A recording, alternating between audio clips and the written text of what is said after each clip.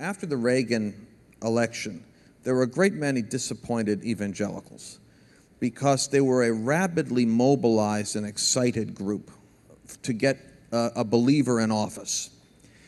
And the immaturity in our thinking is even divided along Republican and Democratic lines. Understand something. And this is a God TV audience, so by now, this long into a broadcast, there's not a whole lot of secular people watching, so this is just us talking.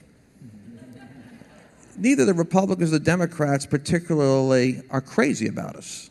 Unless they're believers, we're a nuisance. That's right. We're a problem because we're a large group of what they perceive to be hayseed, ignorant, backwoods believers in an antiquated worldview. Mm-hmm.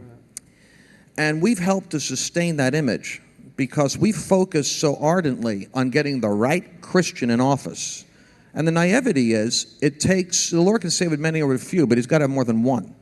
So we put a president in the White House that fits our ideology. This is like a cowboy surrounded by 100 Indians on the Capitol Hill. And, he's got arrows in his hat. He's not looking so good, but, we're happy after we vote that we got the man in. We don't realize that Lenin, the Bolshevik Revolution was 20,000 people.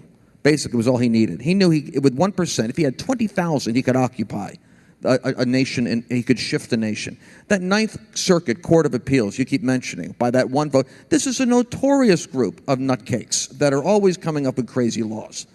And the reason why it happens is because we take verses like where Paul says, pray for kings and for those in authority, that we may lead a quiet and godly, peaceable life. We always associate that with pray for the next emperor. But the word kings is plural. The truth is, there may be a cry for mercy that's greater than the cry for change, but you'd never know it because Time Magazine doesn't say it, CNN doesn't say it, Newsweek.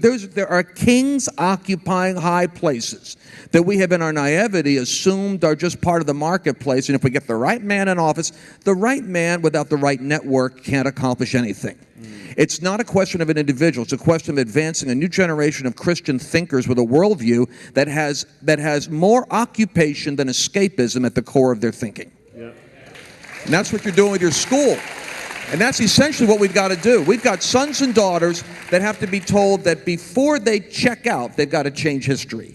And that they have authority to be governors and lawyers and adjudicators and legislators as well as artists and designers of fashion. And that if Christians will arise in those kingly areas, we can shift the nation because it only takes a minority properly mobilized to create a revolution. That's right.